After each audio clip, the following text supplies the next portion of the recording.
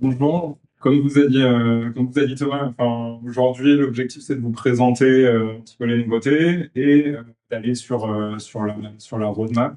Donc, la roadmap, ça va être ce qu'on a prévu, en gros, pour la prochaine version, la 6.3, mais aussi avoir vos retours par rapport à votre utilisation aujourd'hui de simplicité. Quelles sont les problématiques que vous rencontrez? Enfin, ce club-là, on est en direct. Donc, c'est vraiment avoir vos retours au maximum. Donc, même les retours pendant la présentation, là, sur tout ce qu'on va vous présenter, bah, surtout, vous n'hésitez pas à rendre cette présentation interactive, à lever la main, à poser vos questions. On peut à tout moment, enfin, switcher sur un petit peu plus de démo des fonctionnalités. Et avant tout, là, pour me faire une idée, je connais pas tout le monde ici.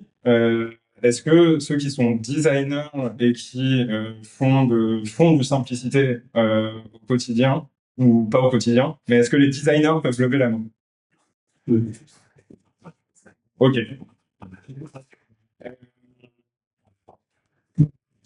Donc, le programme là de cette présentation, c'est effectivement donc faire un petit peu l'historique des versions avec ben, les releases et notre stratégie de release et au niveau de nos versions mineures comme majeures. Voir un petit peu ce qu'on a présenté sur la 6.0 et la 6.1. Donc, en termes de vous faire une petite piqûre de rappel tout simplement. Mais ces évolutions ayant déjà été présentées sur des ateliers précédents, aujourd'hui, les démos vont se focaliser sur la version 6.2. Donc, c'est vraiment vous présenter les features de la 6.2. Si vous voulez aller voir des démos, des features de la 6.1 comme de la 6.0, vous avez les ateliers, enfin les vidéos des ateliers précédents qu'on met toujours en ligne. Donc, soit vous nous les demandez, soit vous allez sur le forum sur lesquels on publie toujours a posteriori l'ensemble de nos vidéos. Donc, 6.0, 6.1, 6.2, et ensuite petite présentation de ce qu'on a déjà dans le pipe là pour la 6.3. Et on vous présente uniquement les choses qu'on a vraiment définies, où on allait travailler dessus. Donc après, comme Thomas vous a dit, on a plein d'idées et de projets potentiels. Et on se laisse toujours assez de marge de manœuvre pour répondre au plus vite aux demandes que vous nous faites. C'est-à-dire que si il y a une priorité client importante et qu'on sent qu'il y a un intérêt stratégique pour simplicité, c'est jamais exclu que on ajoute des features dans cette version 6.3 ou que il y en ait qui sortent. Bien que on évite au maximum parce qu'on sait que vous vous programmez potentiellement par rapport aux features que on va sortir. Ok, donc sur l'historique des versions, euh, on voit donc là, on vient de publier en février la version 6.2. D'accord, on est encore sur un support à court terme. On a deux types de supports sur nos versions. C'est assez classique. On a les versions à support normal et les versions à support long terme. Donc en général, c'est la dernière version d'une version majeure. Donc dans ce cas-là, la 5.3. On définit que c'est la dernière version de la version 5 et du coup, on va la maintenir pendant 3 ans. Donc, ce que ça vous garantit, c'est que là-dessus, on va publier les mises à jour de sécurité, on publie des patchs, il n'y a pas de nouvelles features. Et on garantit également l'upgradabilité, c'est-à-dire que vous pouvez migrer d'une version, de la dernière version 5.3, donc je sais pas, vous pouvez passer de la 5.3.40 directement à la 6.2, d'accord, sans avoir à passer par chaque version. Par contre, par exemple, si demain on décide de publier une version 7 avant que la 5.3 expire, potentiellement, vous serez obligé de passer par une 6.3 intermédiaire. D'accord? Donc, je répète. Là, la 5.3, elle est dispo jusqu'en 2027. Nous, potentiellement, sur la prochaine version, s'il y a des changements très importants et très impactants, on peut décider que la prochaine version sera une 7.0. Et du coup, pour passer de la 5.3 à la 7.0, ben, vous aurez cette étape en plus de faire une migration de 5.3 à 6.3, puis à 7.0. Donc ça, on l'évalue en fonction des changements sur la stack technique. Mais voilà. Alors, vous n'êtes pas tous designers, mais moi, j'aimerais aussi me faire une idée de sur quelle version vous êtes ici en train de travailler, que vous soyez designer ou pas. Est-ce que vous pouvez lever la main, pareil, ceux qui sont en train de travailler sur une version 6.0 ou supérieure? OK. Et en version 5.3? OK.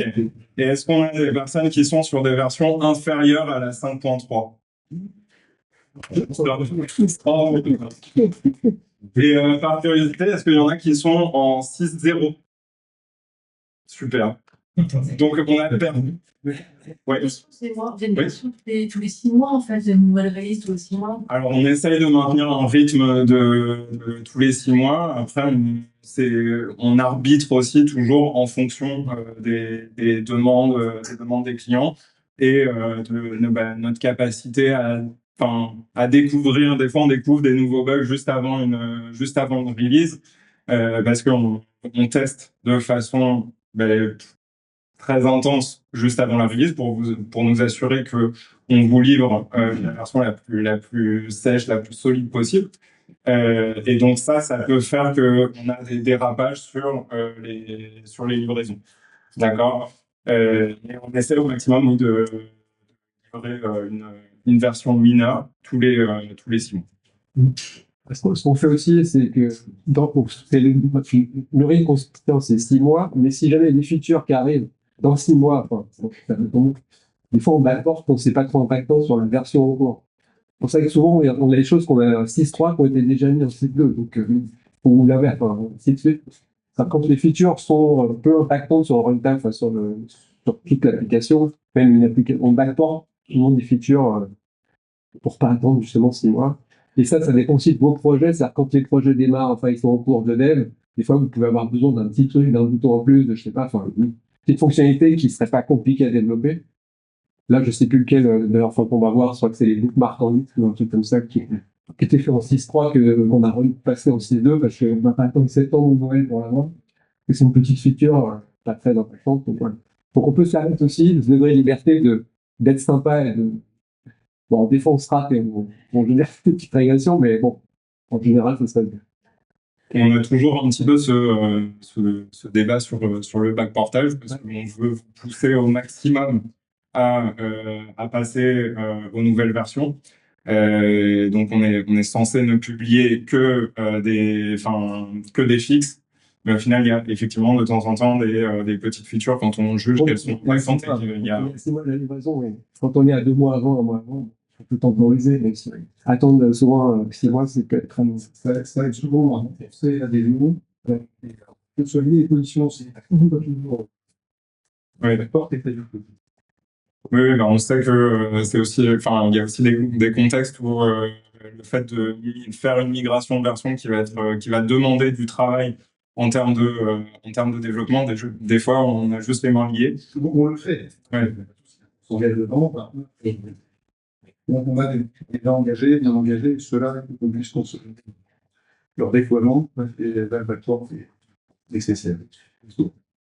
Comme tu sais bien insister quand c'est des choses ça, on sent bien dans le livre que le Père Noël peut passer 2 fois par an.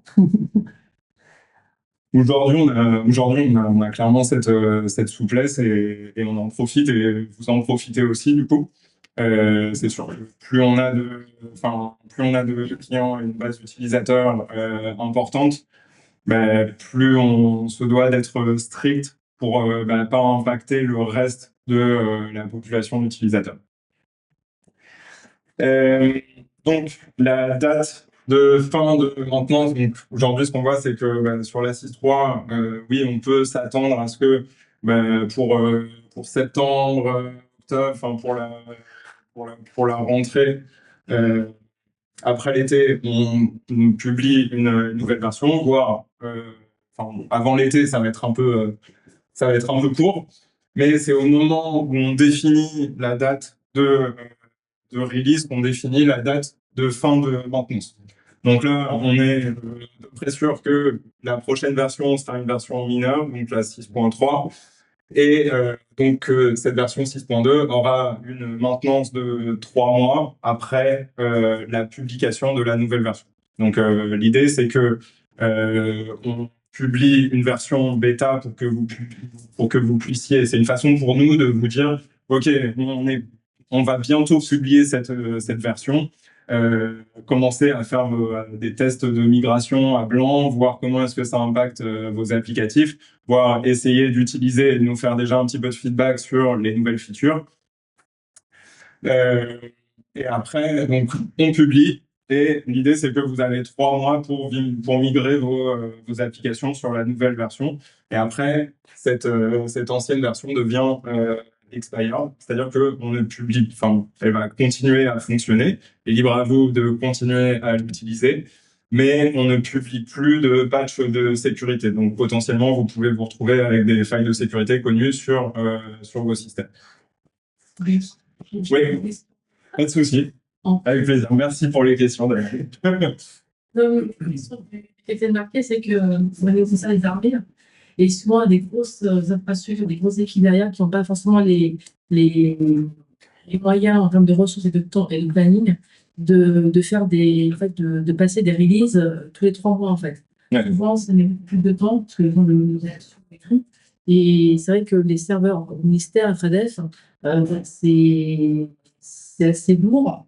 Et il y a beaucoup de temps à passer des releases. Voilà, si c'est à la fin de maintenant une release et de 1 an, est-ce que vous avez une souplesse pour garder en fait l'ancienne version? Enfin, souvent, on a du temps à passer en fait.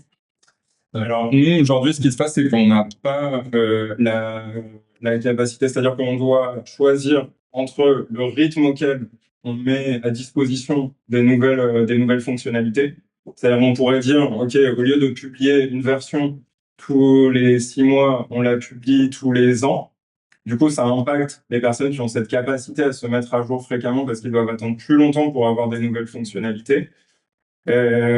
Soit ça nous oblige à maintenir, non pas avoir 3 versions actives sur lesquelles on publie des patchs de sécurité, mais en avoir potentiellement 6, 8 versions. Et pour le coup, aujourd'hui, on n'a pas cette capacité. Donc, c'est pour ça que, en fait, on a ce système de long terme et de short terme. Si vous n'avez pas la capacité à suivre ce rythme-là, alors, ce qu'on conseille, c'est de rester sur du LTS. Nous, là, ce qu'on va évaluer, c'est à quel point est-ce que notre base de clients arrive à nous suivre sur un rythme qui est plus rapide que celui qu'on avait avant. Si on voit qu'on perd trop de personnes qui décident de rester sur la LTS et du coup, on n'a plus personne qui est sur les STS, alors on repassera sur Oui, là, on essayer d'augmenter, de diminuer ça. Là, on met 3 mois de STS, sachant que dans les faits, si on regarde les dates, là, on était plutôt sur les versions précédentes, c'était plutôt resté 6 mois en STS. Après, en termes de déploiement, de toute façon, l'effort pour passer d'une 6.2.25 à la 6.2.26 ou de passer à la 6.3, c'est la même. Donc ça change rien. Enfin, je veux dire, le fait qu'on maintienne plus longtemps ou pas longtemps, c'est en fait la différence, c'est plus les tests que vous allez faire et la mesure d'impact et les éventuelles adaptations que vous devez faire quand vous passez d'une version à l'autre. Donc ça, normalement, en 3 mois, vous avez le temps de le tester en dev. C'est-à-dire que vous êtes prêt. Après, il y a un acte de mise à jour à faire en prod. Comme je vous dis, que vous mettiez à jour une révision d'une version donnée ou que vous passez à la version suivante, finalement, c'est la même opération en prod. C'est le même effort. C'est vrai qu'on a tendance à se dire que, quoi qu'il arrive, il y a un effort de maintenance à faire parce que, tout simplement, il y a des failles de sécurité, il y a des patchs à passer. C'est-à-dire que nous, on dépend d'un certain nombre de librairies et oui, il y a des failles de sécurité qui sont publiées et que cet effort de maintenance, il doit être fait. Nous, notre engagement, c'est que la migration de versions mineures, donc ici, on parle même pas, il y a des 6.1, point quelque chose, hein. Mais l'idée, c'est que passer d'une 6.1 à une 6.2, ce ne soit pas impactant et ça ne vous demande pas enfin, ça ne vous demande pas d'effort de développement. Après, bon, il y a des contextes, par exemple, je sais qu'on a des clients pour lesquels c'est pas une question d'effort de développement, c'est une question de disponibilité des équipes DevOps, par exemple. Et du coup, bon, là, on est en évaluation de ce rythme un petit peu plus rapide. Ça dépend aussi des spécifiques qu'on va faire. Ah bah, il y a des choses spécifiques. Oui, ça nous aide à suivre vos étiquettes. Normalement, en dev, il n'y a pas de contrainte particulière. C'est-à-dire que suivre des versions, et après, quand on est prêt, on va s'en pas. C'est pour ça qu'il faut décorréler le fait de suivre en dev. Enfin, pour moi, la différence, maintenant, elle est plus sur des applications qui n'évoluent plus. C'est-à-dire qu'ils sont plus en fait de problème. C'est-à-dire quelqu'un qui a fait une appli, qui l'a mis il était en 5.3 et il l'a déployé. Bon, voilà, elle n'est plus, il peut rester pendant 3 ans là-dessus, se poser tranquillement la question de BD. Si jamais elle n'est plus, jamais, il peut y avoir une maintenance supérieure, au sens où alors, c'est un truc très très bloquant sur demande, on peut être capable de réaliser encore une révision supplémentaire. Mais bon, enfin, dans les faits, la durée de maintenance court terme, elle a l'air de fonctionner parce que là, on posait la question, enfin, si on pose la question sur la 6.0, personne n'est en 6.0 aujourd'hui, et puis il y a une maintenance de 3 mois, donc ça veut dire que là-dessus.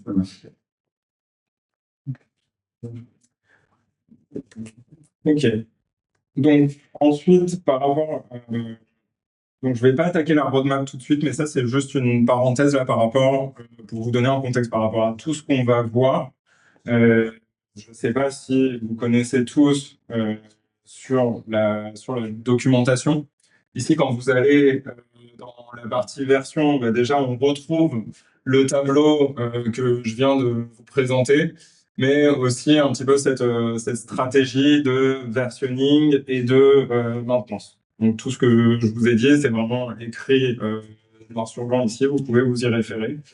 Et vous avez aussi la roadmap qui est aussi, la roadmap des anciennes features, c'est-à-dire que vous pouvez cliquer ici. Alors aujourd'hui, c'est sur un Notion, demain, ça peut être ailleurs, mais vous avez cette vue un petit peu au niveau de tout ce que vous avez dans chaque version.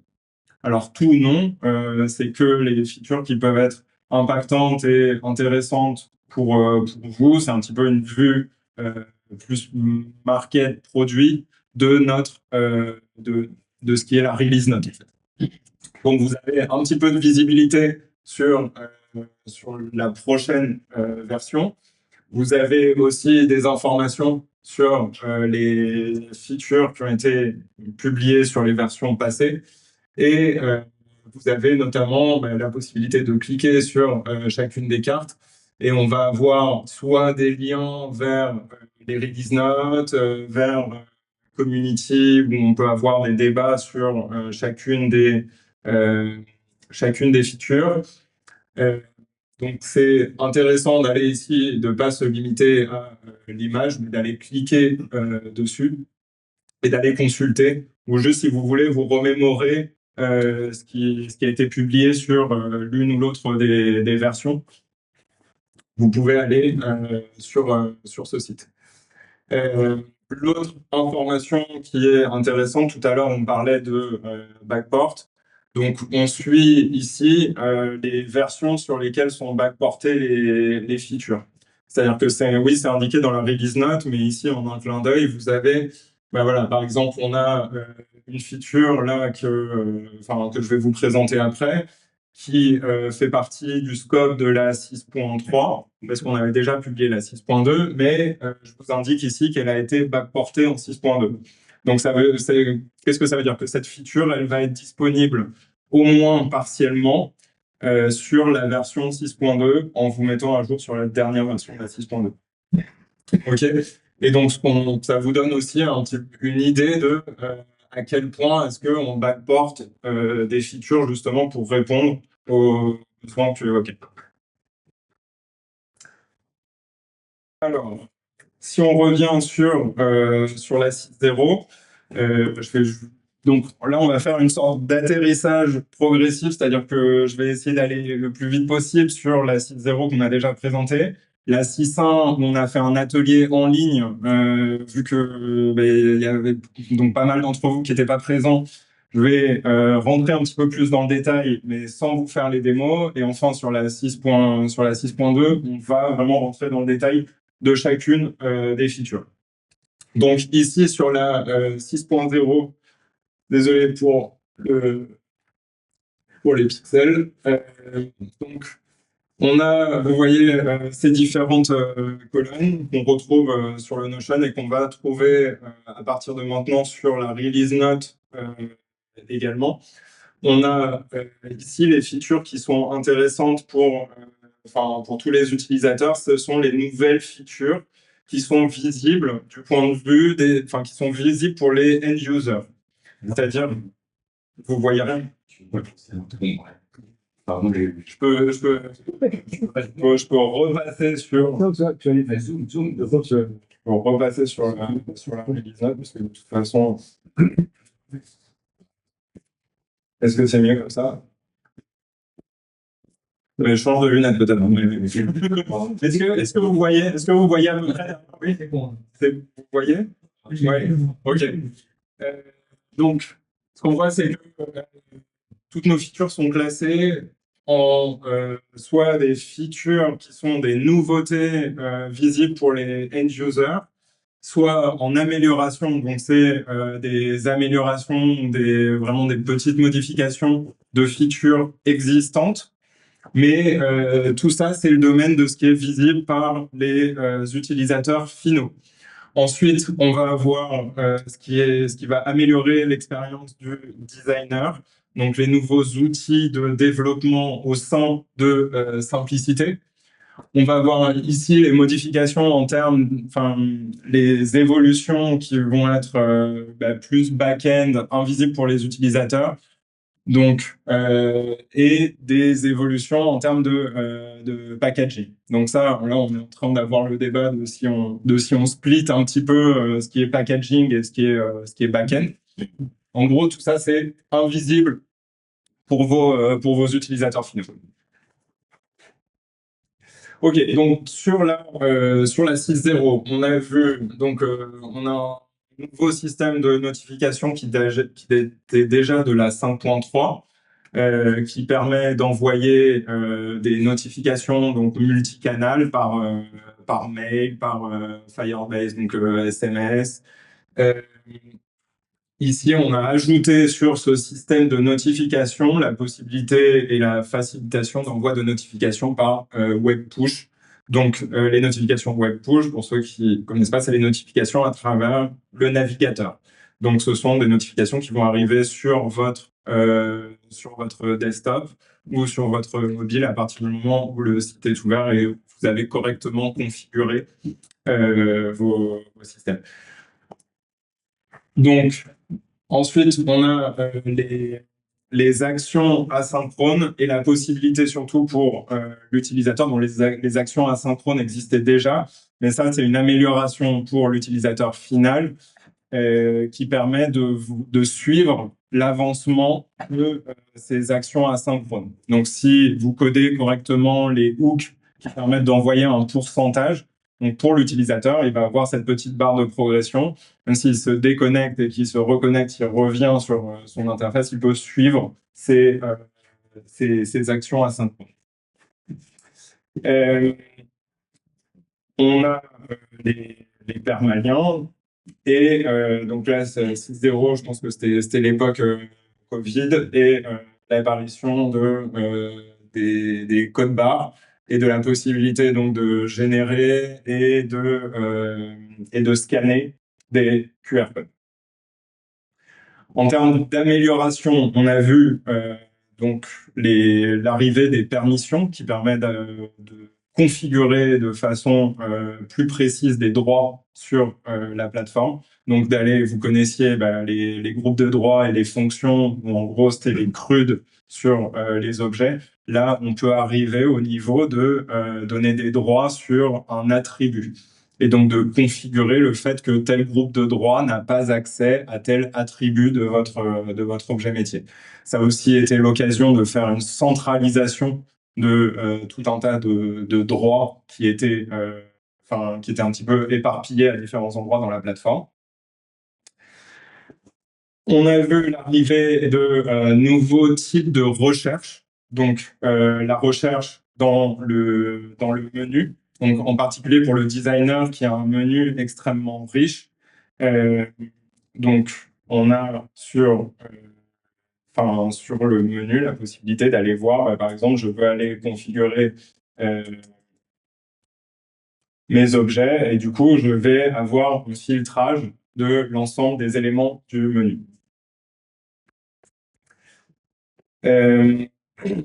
La possibilité de grouper les actions. Donc, au lieu d'avoir 3 boutons d'action, d'avoir un seul bouton avec des sous-boutons pour les actions. Et la recherche, donc je ne sais pas si méta-objet, ça va vous parler, mais c'est en gros quand vous faites une recherche multi-objet, vous configurez un champ et on va rechercher par exemple un fournisseur et un produit, et donc on a un champ qui peut pointer sur différentes typologies d'objets. Eh bien, on a amélioré cette recherche multi-objet. Ensuite, pour le designer, pour le développeur, on voit l'arrivée d'un packaging multi-module. Donc, typiquement, les applications, quand elles prennent de l'ampleur, on commence à les scinder en différents modules. Ou alors, quand on veut avoir de la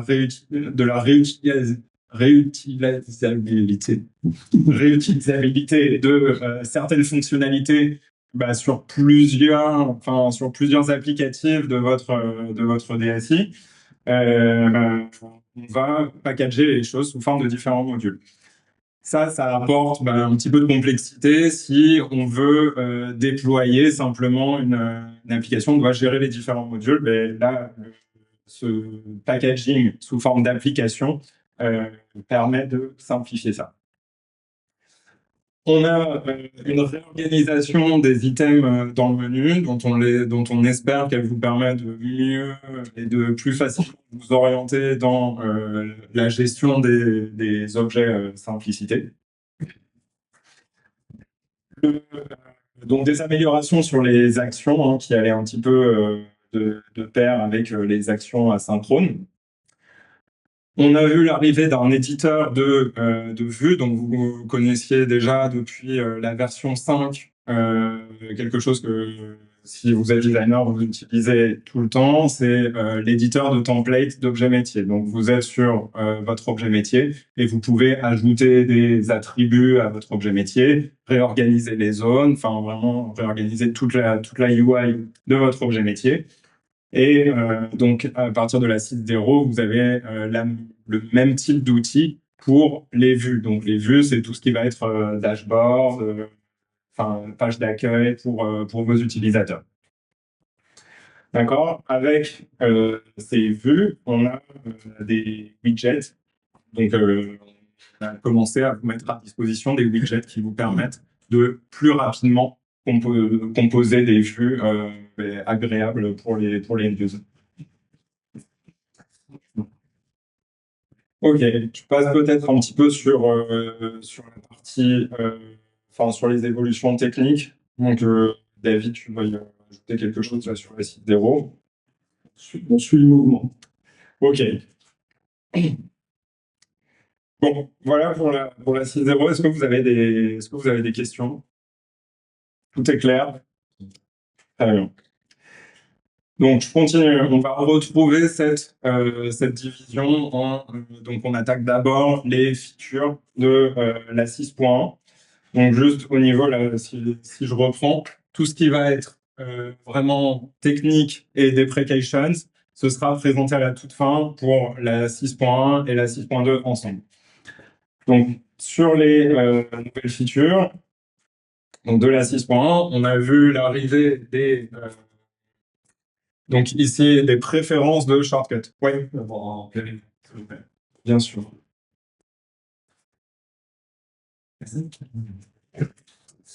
Donc, vous connaissez les raccourcis, vous pouvez mettre à disposition vos propres raccourcis pour vos utilisateurs. Mais on a eu des débats sur qu'est-ce qu'on devait avoir ou pas dans la barre de header. Donc, pour clore ce débat, on a décidé de tout simplement laisser à la main de l'utilisateur ce qu'il voulait ou pas afficher dans le header. Ok, vous voyez aussi qu'on a la possibilité d'afficher des petits badges pour indiquer typiquement le nombre de notifications, le nombre d'objets. Donc ça, c'est une feature qui s'est améliorée pendant toute la V6, notamment maintenant avec les événements qui permettent de mettre à jour en direct ces petits badges. Sur les diagrammes d'état, on a en 6.0 donc cette state navbar qui permet à l'utilisateur de savoir où est-ce qu'il se trouve dans un diagramme d'état.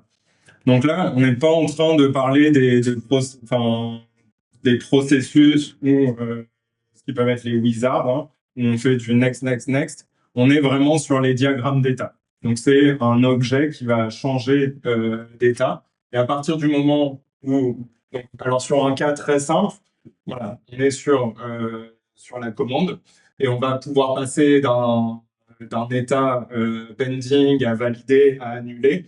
Et vous pouvez présenter cette information de façon visuelle à vos utilisateurs. Et vous pouvez aussi leur donner plus d'informations, donc notamment avec la date à laquelle on a changé d'état.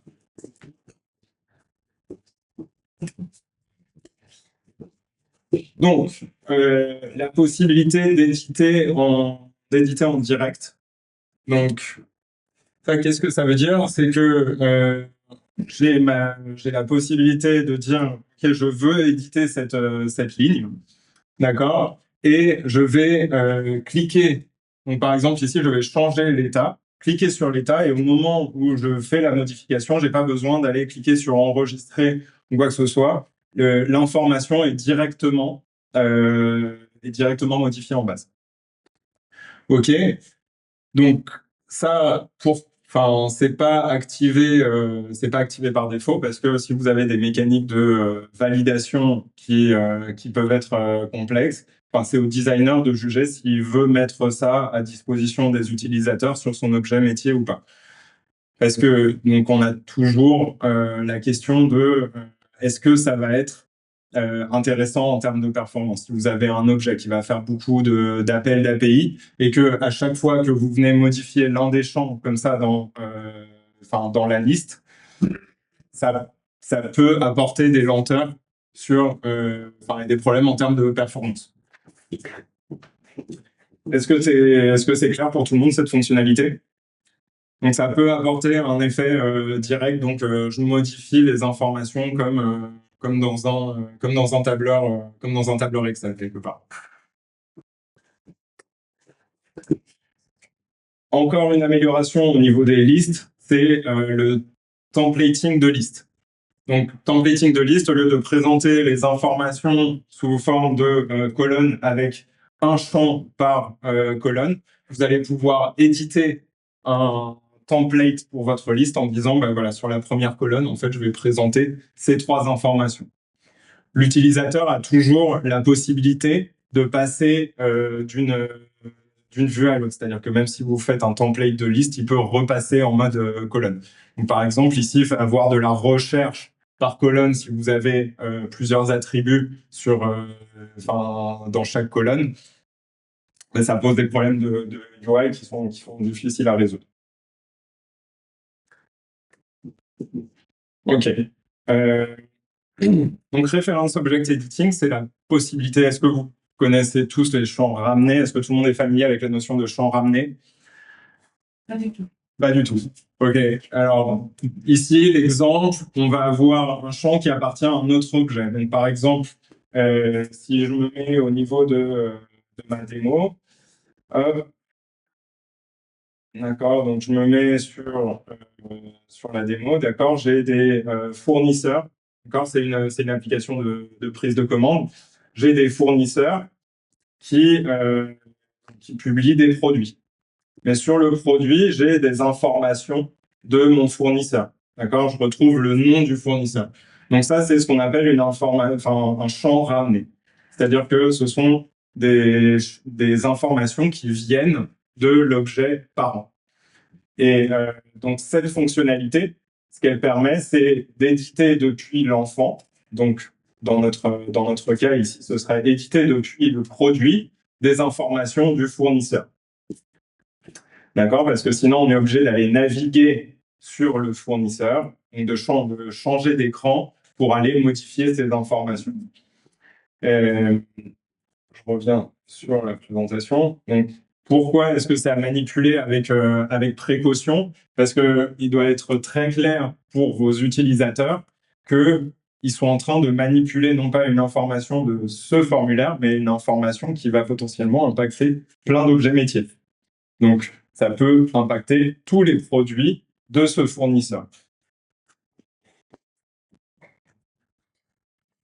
Donc maintenant, les améliorations au niveau disponibles pour les utilisateurs, ce sont la possibilité de changer les polices plus simplement au niveau des CSS de vos thèmes, et de changer la police mono, donc qui est utilisée notamment quand vous mettez à disposition des éditeurs ou pour le designer, donc la police qui est utilisée dans l'éditeur de code.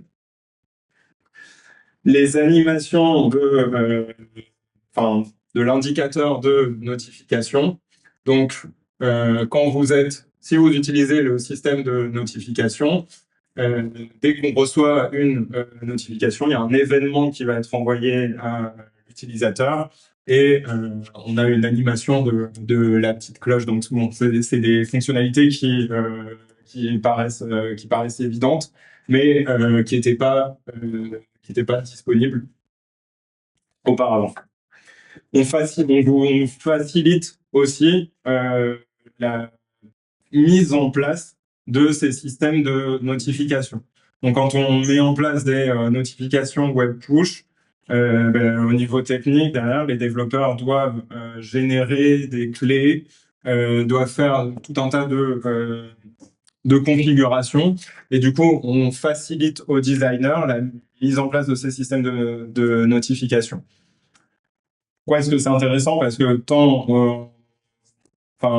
en tant que développeur comme en tant que chef de projet, il faut savoir que ces systèmes existent et que c'est facile à mettre en place. La possibilité, quand vous avez des états ou des objets avec des listes et que vous définissez des couleurs, une fois que vous êtes sur cette vue en vignette de vos objets métiers, on a coloré cette vue. Pour le designer, pour ceux qui se servent de l'App Store, donc l'App Store, il vous permet d'installer et de voir les démos, donc de tester les démos que nous, on vous met à disposition. Parce que par défaut, quand vous installez une instance vierge simplicité, vous avez un ensemble de démos que vous pouvez installer, donc importer depuis GitHub et manipuler ces démos. Souvent, on fait référence à ces démos pour vous mettre à disposition des exemples de code, des exemples d'utilisation de telle ou telle feature. Mais vous pouvez aussi avoir vos propres App Store internes. Donc, c'est-à-dire que dans votre entreprise, vous mettez à disposition, donc on parlait de réutilisabilité des modules en interne, vous pouvez avoir votre propre App Store pour que vos designers, par exemple, aient simplement un module qui permettent de se connecter à vos systèmes d'authentification.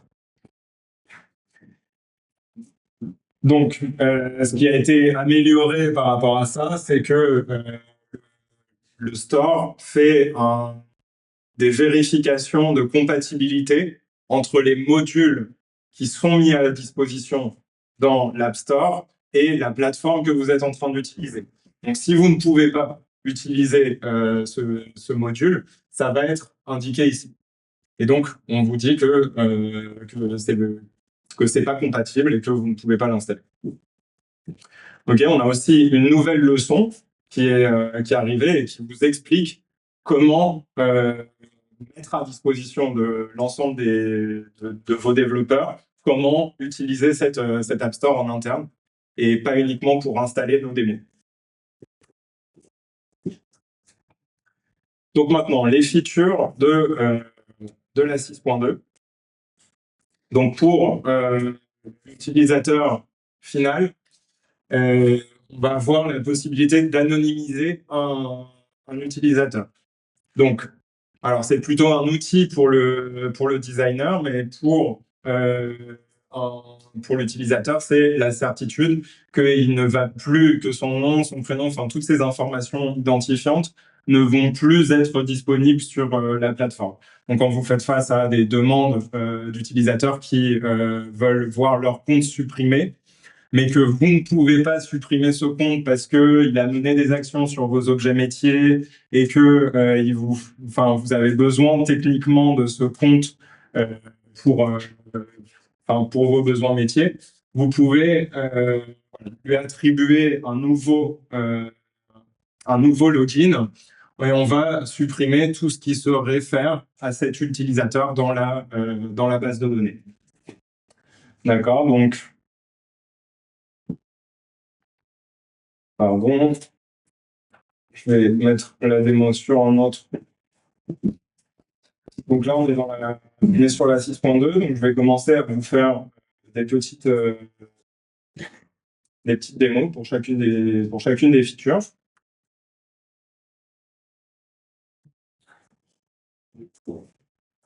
Et donc je me place en tant que designer. Je vois par exemple que alors sur les suppliers, par exemple, j'ai un responsable de ce fournisseur, d'accord, qui est user élu. Et donc, cet utilisateur, eh bien, il va avoir des informations personnelles avec son nom, son prénom, son login, donc, qui typiquement serait son adresse mail. Et vous avez donc la possibilité de venir ici et d'anonymiser l'utilisateur. Donc, on va lui attribuer un nouveau login, puisqu'on est obligé d'avoir un login, et je décide de supprimer toutes les informations de cet utilisateur. Donc, je valide la suppression et on me prévient de tout ce qui va être supprimé. Et maintenant, si je retourne sur ce supplier, je vois que je suis bien sur un utilisateur anonyme et que si je reviens sur ces informations de contact, son nom et son prénom ont été anonymisés. C'est définitif. C'est définitif. Ouais. C'est des modifications qui sont faites directement en base. Donc, il y a toujours, après, votre responsabilité, ça va être les backups de base de données. Enfin, vous avez toujours votre possibilité de faire un rollback. Mais je crois que c'est pas quelque chose qui va être suivi dans les redo logs. Merci. La seule chose qui manque là-dessus, c'est la thermodynamique. Je crois que c'est dans les redo logs. Parce qu'il y a un historique de qui a fait quoi, quand, etc. Et des tasks qui étaient plutôt orientés exploitation d'historique de qui a fait quoi. Mais comme on les remonte sous forme HTML sur le front, je crois que des fois le nom prénom peut être tracé dedans. Le qui c'est pas forcément le login, ça peut être le nom prénom modifié. Et là, on n'a pas été parfait tout parce que c'est des données brutes HTML. On n'a pas été remplacé dedans. Donc là, on est en train de regarder pour mettre des substitutions plutôt que de sérialiser le nom prénom. C'est juste qu'à l'affichage, il sera substitué par le nom de prénom de la personne. Et si tu as anonymisé, bon, bah, ça n'affiche pas n'importe quoi. Une question qui est vraiment collègue. Qu'est-ce qui serait envisageable pour faire un plan, un rapport de ferait l'administration avant de le faire et de pouvoir dire je veux l'utiliser, mais avant, je vais regarder ce que ça allait faire. Sachant qu'il y a un besoin sous la forme, en tête des RGPD, de pouvoir extraire pour une personne qui en fait la demande, tout ce qu'on sait d'elle, toutes les données personnelles qui sont dedans. Donc, les données qui sont ciblées par cette fonction, de simuler la notification avant pourrait servir Enfin, un rapport de ce qu'on connaît sur elle pour lui fournir, et après, on a le backup, on peut lancer la suppression. Ouais. Donc, je pense que ce serait c'est une nouvelle évolution là-dessus. C'est le même parcours. Hein, C'est la façon dont fonctionne mais une autre fonctionnalité que je vais vous présenter hein, qui génère un patch et donc on vous présente le patch et vous êtes libre ou pas de l'exécuter. Et du coup, ce patch, à l'intérieur, vous auriez l'ensemble des informations, mais c'est à un instant T. C'est-à-dire que ça vous permet, oui, de sortir un rapport pour l'utilisateur, mais au fur et à mesure de l'utilisation de son compte,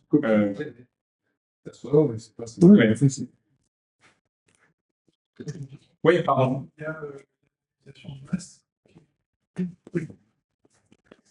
Alors,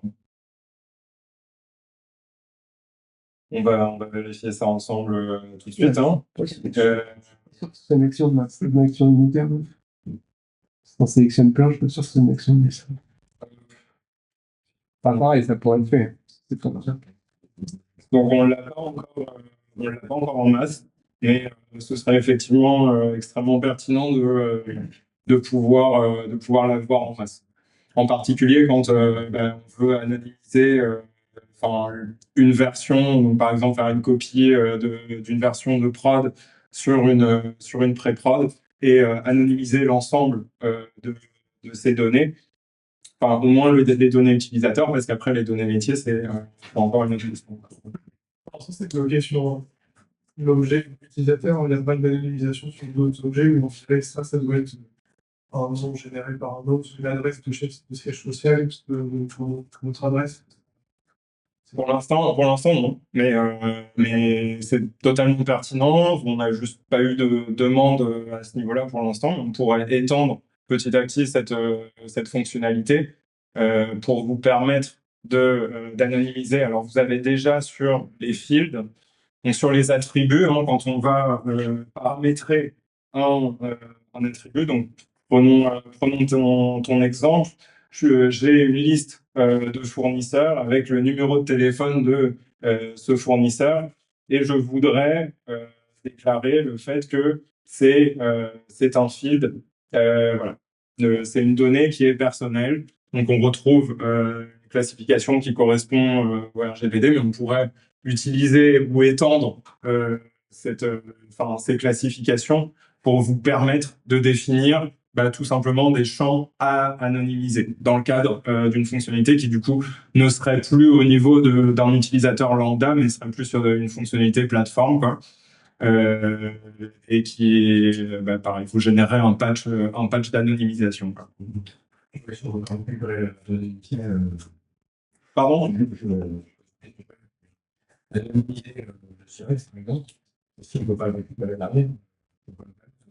Mais l'intérêt, c'est pour donc, ce dont je parlais. Typiquement, quand tu fais une copie d'une base de données de production pour la mettre à disposition. Donc nous, on a des clients qui, nous, on n'est pas censé avoir accès à leurs données, mais il faut qu'on puisse manipuler les objets pour débugger. Donc dans ces cas-là, c'est intéressant. Et le masquer du numéro de téléphone, quel utilisateur, c'est ça. C'est fonctionnel. Comment on peut faire pour utiliser mon téléphone? D'abord, on fait une base et l'anonymiser pour les utilisateurs.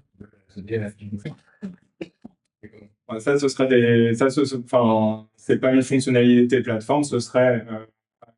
Alors, tu peux utiliser déjà le système de permission qui te permet de rendre ou non certains champs disponibles pour des catégories d'utilisateurs.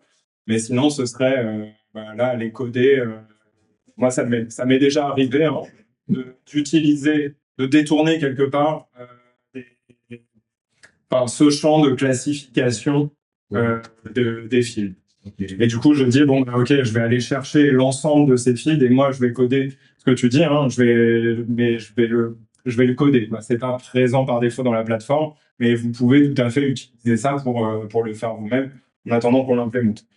Mais je sais pas si quelqu'un peut prendre les suggestions de features. On a des durées de rétention dans nos systèmes. Oui, Pour utiliser ça pour gérer les durées de rétention. tout à fait. Par rapport à la date de création, la date d'arrivée de la personne dans le système, Oui, qui étaient celles qui sont, on dit, on a 5 ans et 5 ans, tout à fait. on anonyme ce genre de choses pour Ouais. réaliser en batch, quoi. Oui, oui. On a aussi la date de dernière connexion. Enfin, donc, si jamais c'est pas connecté depuis un an ou. Oui, il y a un point d'urgence qui est à définir par rapport à la durée. Donc, c'est Pardon? quantité de temps à partir d'un point de référence. Ça peut être le dernier et la dernière connexion. La connexion. Ouais. Ou la date de création. Oui, oui, oui. Les notions métiers qui se cachent derrière. Oui. Mais ça devient vraiment métier. Mais pour vous, ce qui est intéressant de savoir, c'est que ce champ de classification, enfin, corrigez-moi si je me trompe, David, le fait que ce soit personnel, intime, confidentiel, il n'y a pas d'utilisation autre que métier. C'est-à-dire que, Maintenant, vous avez fait le PHA, donc vous faites le patch. oui, D'accord. oui, oui. Mais ça, ce serait vous qui détourneriez, en fait, Bah, vous d'interpréter. utiliseriez cette information pour y associer un mécanisme que vous aurez codé. D'accord? L'autre chose, c'est effectivement que nous, on mette à disposition ici une nouvelle case à cocher et de dire, ben, en fait, ce sera un champ anonymisable qui fera partie du process d'anonymisation que nous, on vous met à disposition. D'accord? Mais la classification RGPD, entre guillemets, aujourd'hui, elle ne sert que à vous pour avoir, enfin, quand vous faites vos exports et quand vous faites votre documentation de modules, de savoir lesquels des champs de vos modules sont des champs qui rentrent dans le RGPD. OK. Donc, l'anonymisation, les dashboards, je vais pas du tout m'étendre dessus parce que on a un atelier spécifique qui va vous présenter leur utilisation. Mais on facilite à l'utilisateur la création de ses dashboards, de ses propres dashboards. C'est-à-dire que l'utilisateur a accès ici à un raccourci et il va venir placer les widgets qui sont à disposition ou que le designer lui met à disposition. Est-ce que ces dashboards sont compatibles avec les fonctions web push? Pardon? Est-ce que c'est compatible avec les fonctions web push que vous avez présentées dans la version 6? Est-ce qu'on peut créer les dashboards? Alors, le web push, moi, je parlais des notifications qui arrivent des notifications qui sont envoyées à l'utilisateur. Là, on parle de présentation de page d'accueil, en fait. Et si je ne me trompe pas, quand vous parlez Par exemple, des rapports, des états de l'application qu'on aime bien fixer à certains utilisateurs. Toutes les semaines, on a des questions de ce qui a été mis en place de cette semaine, des taux de qualité, ce genre de choses. Ça, ce serait effectivement des notifications qui sont envoyées à l'utilisateur, hein, que ce soit web push ou pas. C'est une notification qui est suivie dans la plateforme et on pourrait vous mettre à disposition un widget de mes dernières notifications, mes derniers messages. D'accord? Pour que l'utilisateur, au moment où il se connecte sur sa page d'accueil, il puisse consulter ces dernières notifications. Aujourd'hui, on parle vraiment de pages d'accueil des données métiers. Mais dans la mesure où les notifications sont au final une donnée métier, rien n'empêche de les afficher ici d'une façon ou d'une autre. Ce qu'il manque par rapport à ce que vous évoquez, c'est un widget dédié qui serait déjà disponible et qui permettrait, en un drag and drop, de mettre à disposition mes dernières notifications aux utilisateurs. Ça répond à la question, à peu près. La question, c'est on pouvoir l'envoyer par mail, par exemple. De tous les masters, des managers, Ok. qui soient- Ça- ils font pas les- Alors, du coup, c'est envoyer en fait un dashboard par notification. définir un dashboard comme ça, et puis ensuite l'envoyer. Ouais, c'est une petite, Ouais. il dit plus quelque chose. C'est pas. Non, là, le besoin qu'il évoque, c'est vraiment de récupérer une vue, de faire une capture d'écran en fait d'une vue pour l'utilisateur pour pouvoir lui envoyer une notification. Non, mais ça pourrait être un lien sur Ouais, sinon, on parle d'une publication. C'est en gros, tu laisses rapport, tu le mets sous PDF, par rapport. Et après, c'est, bon, là, aujourd'hui, c'est pas publié, c'est partageable. C'est-à-dire que celui qui crée le dashboard, il le fait pour lui, mais il peut ensuite dire quels sont les groupes à inviter à le voir. Donc, après, on peut créer des groupes de permission de dashboard. En fait, je partage mon dashboard, mais il faut se connecter à la plateforme. D'accord. Donc, dans le mail, ça plutôt un lien avec un permis. Enfin, un lien vers cette page, mais ça ne sera pas un rapport PDF. Alors, il faut se connecter avec son mot. La difficulté, le défi technique aujourd'hui pour faire ce que vous évoquez, c'est que ces graphiques, ils sont générés au niveau du navigateur. Du coup, pour pouvoir les envoyer depuis le back-end, en fait, que ce soit le serveur qui envoie une photo de ce dashboard par mail, il faudrait voir un navigateur en headless pour Après, il y a des librairies qui sont déjà des graphiques, du coup, ils n'ont pas exactement la même tête que ça. Si c'est pas voilà. Donc, les graphiques qui sont générés côté serveur, aujourd'hui, on n'a pas cette capacité, donc on ne serait pas en mesure d'envoyer exactement le dashboard par mail. Mais ce serait effectivement intéressant de pouvoir les exporter. Sur l'utilisateur, le matin, il vient, il consulte son dashboard, et puis il l'imprime, il l'envoie. Enfin, c'est plus ça. Mais si c'est par batch, c'est construit par un back-end, par back-end, il y a plus cette interface graphique qui peut faire des choses jolies, quoi. Ça sera généré par du back, donc ce ne sera pas le même rendu forcément que ce qui est affiché à l'écran.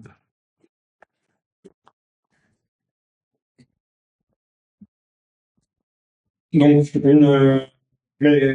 pareil, on note et ce serait effectivement très intéressant, surtout dans la mesure où l'utilisateur pourrait en fait composer ses propres rapports à se faire envoyer par mail.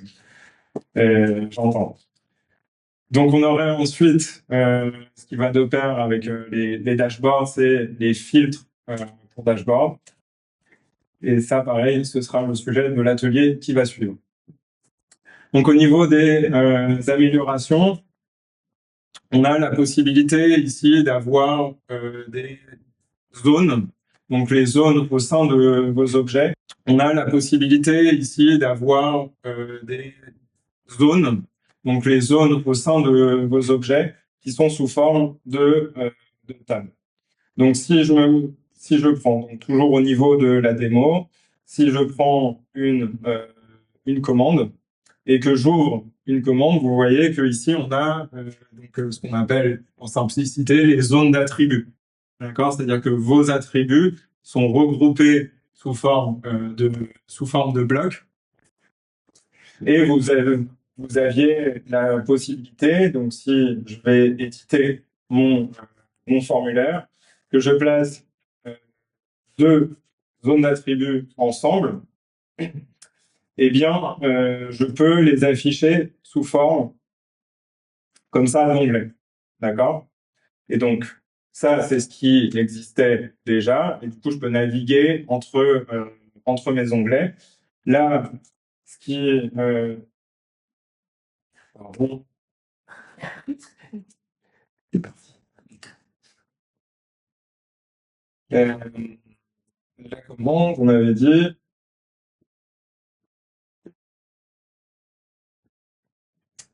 Là, ce qui fait son apparition, c'est la possibilité d'avoir C'est le petit truc bleu, c'est le bleu. C'est le bleu, le rien bleu. Pardon. la possibilité d'avoir ces onglets, ben, soit à gauche, soit à droite. Enfin, c'est une disposition différente de l'information des onglets. Ok, donc si je reviens ici, pardon, vous avez compris. Mais si je reviens au niveau de mes commandes, pour montrer sur... Et du coup, je vais trouver mes onglets en mode vertical. Et on peut aussi masquer et libeller, mettre que le bicol, je crois. Je peux te cacher le titre. Je sais plus qu'avec dedans, mais c'était une de vos demandes. Ouais. Oui, donc effectivement, cacher les labels, et c'est éditable par le template editor.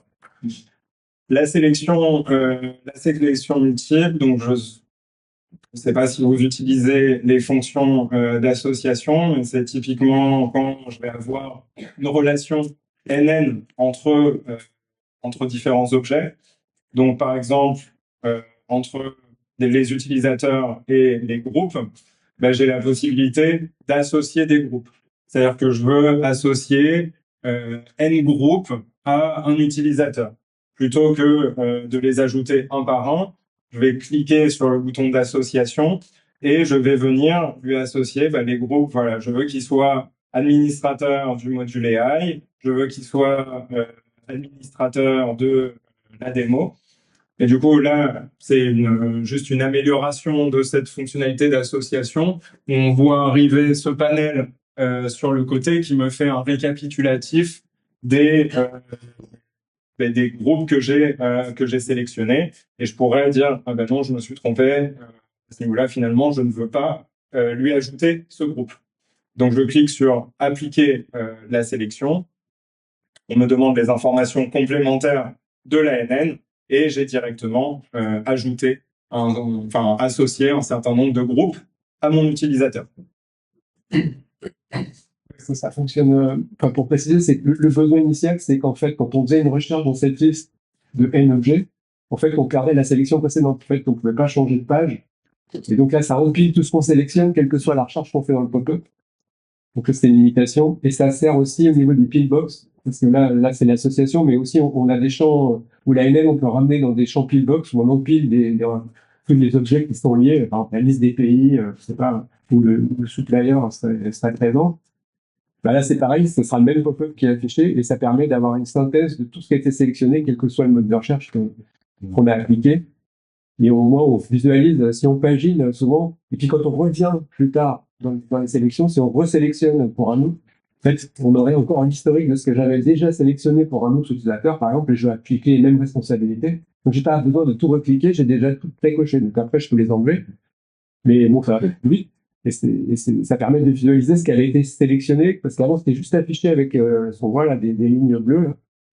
Et sauf s'il avait été sélectionné sur la page 3, la page 4, on ne voyait pas ce qui avait été déjà sélectionné. Donc, des fois, ça associait des choses sans qu'on... Oui, en fait, on pensait qu'il n'y avait rien, mais il y avait déjà des pré-cochages d'un usage précédent. Donc là, on est ce panel à droite, parce que ça permet d'être sûr de ce qu'on fait au moment où on clique sur Apply. Enfin, Petit détail au niveau des process, c'est des nouvelles options quand vous quittez un process. Donc, si je me mets sur process donc les process pour le coup, c'est les wizards, hein, c'est quand on est en mode next, next, next. Je viens sélectionner, donc ça c'est le process de prise de commande. Je sélectionne un client, je sélectionne un supplier, hop, je reçois un appel et j'ai une autre action à mener sur l'application. Eh bien, je pouvais annuler ce process, mais quand je reviens sur mon process, eh bien, je suis obligé de tout recommencer. Donc, ça, c'est le fait de cancel un process. Et maintenant, là, qui arrive, c'est que quand je clique ailleurs, eh bien, je peux soit effectivement annuler le process, et quand je reviendrai sur mon process, je devrais le recommencer depuis le début, soit je peux sauvegarder l'activité actuelle ou quitter. Donc là, si je fais quitter, je peux naviguer, faire d'autres actions sur mon navigation, mais si je reviens dessus, je reviens au même endroit dans mon process. La différence entre quitter et sauvegarder, ici je suis revenu au niveau du produit, et si je fais sauvegarder, ça aura sauvegardé l'activité sur laquelle j'étais. Donc le produit que j'avais présélectionné a été sauvegardé, et là je suis directement au niveau de la commande. Ok, on a le color picker qui a été mis à jour. Bon, ça, je ne vais même pas vous le démontrer, mais avant, on était obligé de cliquer explicitement sur Select pour sélectionner la couleur. Donc, on sélectionnait la couleur, et après, on cliquait sur Select. On avait des utilisateurs qui ensuite cliquaient en dehors du color picker, et la couleur était perdue. Donc maintenant, on a une auto-sélection de la couleur. On en a profité pour mettre à jour le composant. Et ça va de pair avec une autre fonctionnalité. On verra après pour le maker. Oui. Pour les color pickers, on a parlé des CSS de fonte. Est-ce qu'on a la même chose pour les colors? Non. De CSS de font, c'est-à-dire de définir des couleurs au niveau du thème. Directement du template ou color directement dans le thème. Comme ça, on pourra, si on a un autre système qui fait des mises à jour avec son coloris, pouvoir le mettre directement dans le ton. Alors, c'est une centralisation en fait de votre palette de couleurs pour qu'elle soit disponible à la fois au niveau du color picker, de votre composition du thème, et donc ça, le chemin est en cours. On veut le faire. On veut le faire parce que même nous, pour vous mettre à disposition une série de thèmes, et il y a un travail de variabilisation des CSS qui a été entamé.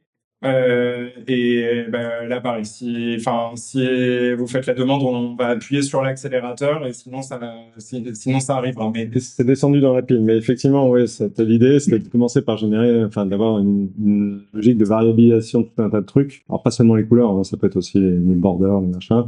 Et du coup, l'éditeur de templates travaille plutôt là-dessus, et que du coup, on puisse facilement switcher. Typiquement, c'est Dark. Il y a un autre endroit où la palette de couleurs s'applique, c'est que quand on choisit des couleurs pour les énumérer, pour les boutons, enfin, il y a plein de moments où on peut choisir des couleurs. Chaque fois, il faut choisir une couleur. Bon, alors, les color pickers permettent de mémoriser les couleurs qu'on utilise, mais bon, si on a un autre pack quelque part pour mettre les couleurs, on a du mal à les retrouver. Ce sera bien de les avoir prédéfinis et puis pouvoir les reprendre. C'est-à-dire que idéalement, ce serait définir un certain nombre de couleurs au niveau de notre thème. Ce serait uniquement ces couleurs qui seraient, ou alors elles seraient proposées sur un onglet du color picker. Mais on parlait aussi d'utiliser, d'avoir par exemple 3 couleurs principales et d'utiliser ensuite une variété de ces couleurs. Donc de faire du lighten et du darken pour directement générer un thème à partir de vos 3 couleurs principales, quoi. Alors, on a un Politburo BX. Ouais. Donc, on va taguer nos tickets, voilà, des Pollux. Chaque fois qu'on met un Pollux, ce sera ça. Okay. Le truc, c'est qu'on envisageait plutôt pour la V7. C'est une grosse refonte de tout ce qui est streaming, etc., parce que c'est un peu impactant. Il faut trouver le bon compromis entre pas tout rendre, parce qu'après, voilà, c'est le bon degré de liberté pour dire, bon, voilà, la trentaine de paramètres qu'il faut, le nécessaire et suffisant. Après, il y a un peu de CSS en plus, à la main, etc., mais c'est les couleurs, les borders, les arrondis, les petites choses comme ça. Les ombres. Les marges, tas de trucs. Non, mais c'est vrai qu'on a engagé ces travaux, mais c'est vrai que dans l'existence, c'est compliqué, tout en garantissant la compatibilité à 100% avec ce qu'il y a avant. En fait. C'est pour ça qu'on avait plutôt mis V7. Maintenant, bon, si ça insiste et que ça devient un sujet client, C'est pas ça. Il te reste. Ok. J'accélère. Donc, les bookmarks, vous connaissiez les bookmarks qui vous permettent au niveau d'un objet métier de mettre votre objet métier en favori. Et une fois que vous l'avez mis en favori, ben, l'utilisateur peut le retrouver ici au niveau de ses favoris. Maintenant, ce qui a changé, c'est qu'on peut l'avoir au niveau de la liste. Donc, je vais définir ici au niveau de mon objet métier, donc là du supplier, que les bookmarks vont pas être uniquement visibles en liste, en formulaire, ils vont également être visibles en liste. D'accord? Donc, en liste et en formulaire. Alors, pour ça, on a eu un petit oubli, il faut vider l'ensemble du cache pour voir arriver la modification.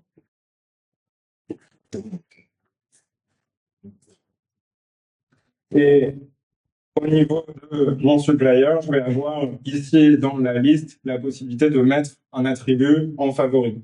Et je peux également filtrer directement ma liste sur le fait, enfin voilà, voir tous les favoris de cette liste.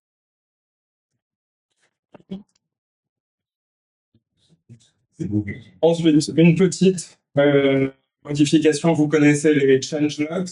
Donc les changelogs, c'est par exemple ici sur mon supplier, je fais une modification du code de mon supplier, je vais voir ici ces modifications. Donc je vais voir qui a fait quelle modification, à quelle heure, à quel moment. D'accord? Mais je ne vois pas les modifications au niveau au niveau des enfants de cet objet.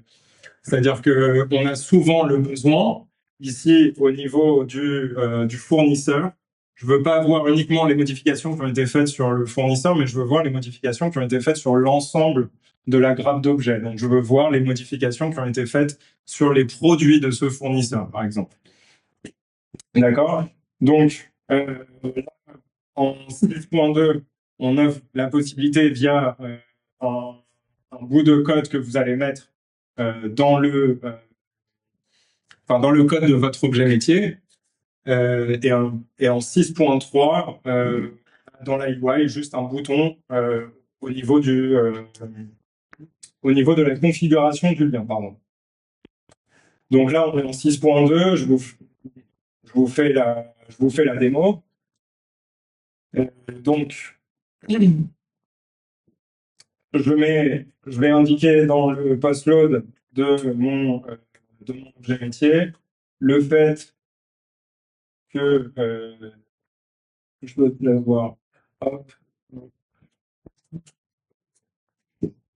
Donc, je définis ici au niveau de mon post-load le fait que je veux que les modifications de mon produit soient disponibles dans les redo logs de cet objet. Donc là, je sauvegarde ça.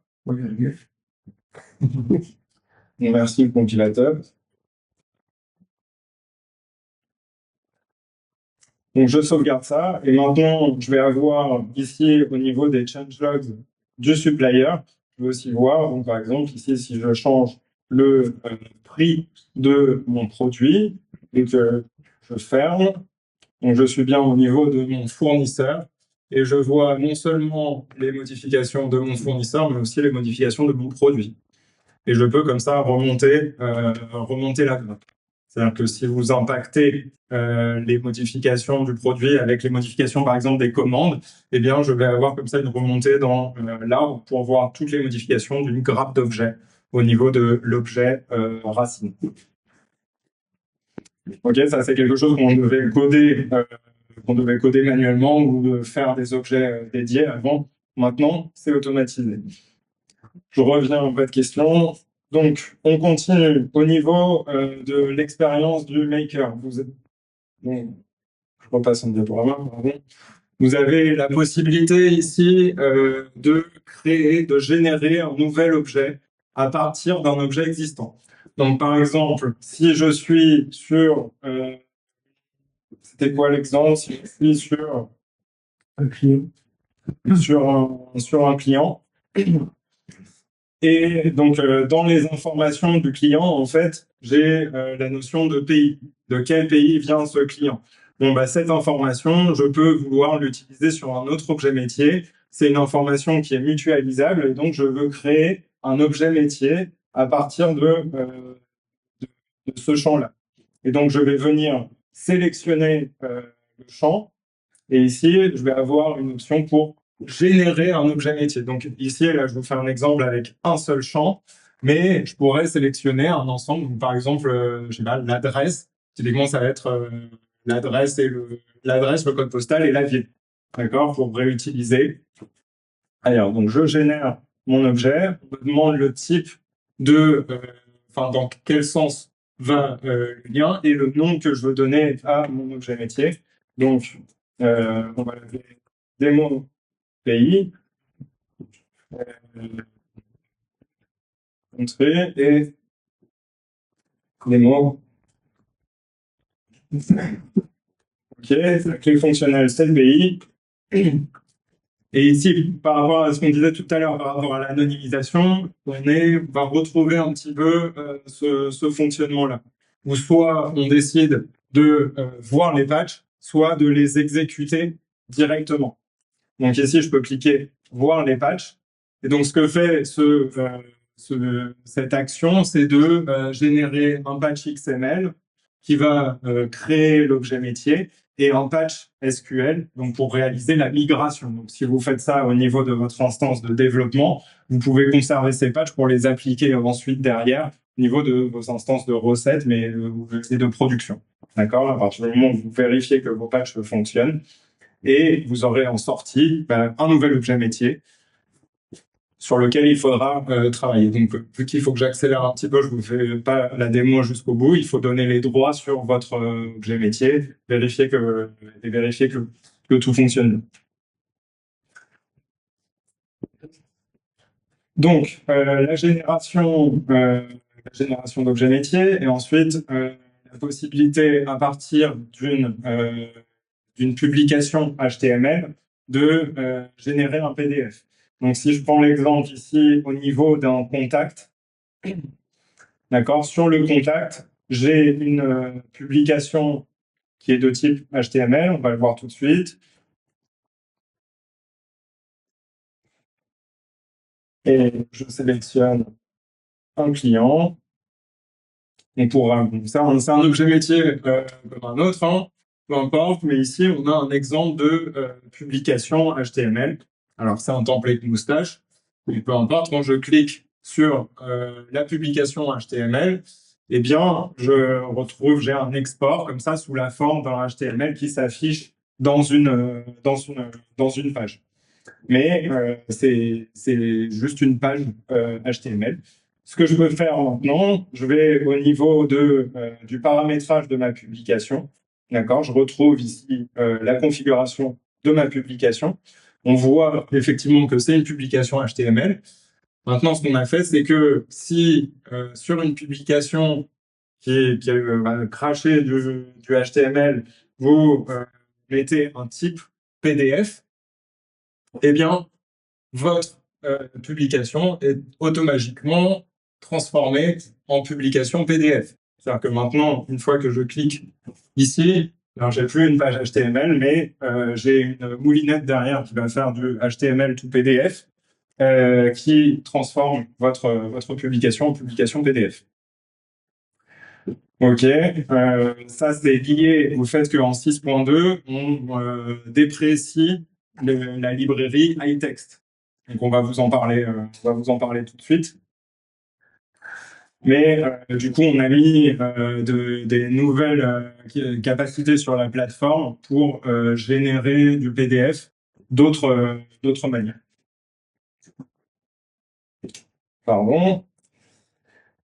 Et ça va un petit peu de pair avec ce qu'on a vu sur le color picker, c'est que sur les objets de configuration simplicité sur lesquels vous venez sélectionner deux couleurs, Donc, typiquement pour les boutons d'action, vous venez définir la couleur de la police et la couleur du background. Eh bien, on a ça pour l'action et pour les listes. D'accord? Pour les listes, même principe. Et donc, on vient vous dire si vous respectez j'allais dire RG2A. Oui, bah, ça, Mais oui, c'est RG2A. Mais l'accessibilité des couleurs. Hop. Ok. Donc, on a fait le tour des fonctionnalités utilisateurs des designers. Maintenant, je vais laisser la main à David pour vous présenter les évolutions techniques et les deprecations. Bonjour. Alors, dans le cadre de la 6.1, il y a un certain nombre de hooks qui ont été rajoutés. Alors, là, on a tracé ceux qui étaient intéressants, donc les pré- et post-associations au niveau des objets métiers. Et on a un besoin qui était revenu plusieurs fois, qui était, notamment chez Renault, de pouvoir customiser un certain nombre de choses dans la mécanique plutôt bas niveau, au niveau des API typiquement. Donc le ping, c'est le endpoint qui permet de faire de la supervision de la plateforme pour juste savoir si elle est up ou down. Le format de message convenait pas forcément selon les normes maison, donc ça a été câblisé, je sais pas comment on peut dire ça. Il y a un hook qui permet désormais de customiser les réponses au ping. Et la même chose pour les messages d'erreur. En 6.2, on a quelques changements techniques qui sont notables, alors qui n'impactent pas les gens qui utilisent des images Docker, parce que de toute façon, dans les images Docker, on utilise des composants de niveau, mais aujourd'hui, la JVM minimale pour faire tourner une 6.2, c'est plus la JVM de version 11, c'est la version 17. Donc, normalement, ça dépend des modes de déploiement que vous utilisez, mais voilà. Il y a une contrainte technique qui n'est pas liée à nous. Nous, on aurait pu continuer à être compatible JDK. C'est que simplement, on embarque les librairies qui, en se mettant à jour, vont imposer ce niveau. Dans les hooks, on a déjà parlé d'anonymisation, et dans la même idée que la possibilité de customiser le ping, on s'est rendu compte qu'il fallait pouvoir customiser aussi ce qui était health check. Là, ça va un peu plus loin, c'est pas uniquement la réponse qu'on fait, c'est vraiment on n'est plus bas niveau. On est vraiment sur des custom comme ce qu'il y avait dans les pages précédentes, dans les versions précédentes, le fait de pouvoir customiser très bas niveau ce qu'on répond dans le cas d'une sollicitation health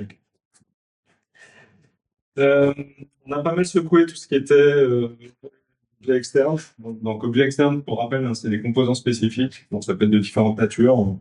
On a vu tout à l'heure que maintenant, ils étaient typés pour pouvoir être plus spécifiquement destinés à être utilisés au sein de la UI spécifique ou en pleine page ou pour une API spécifique, etc.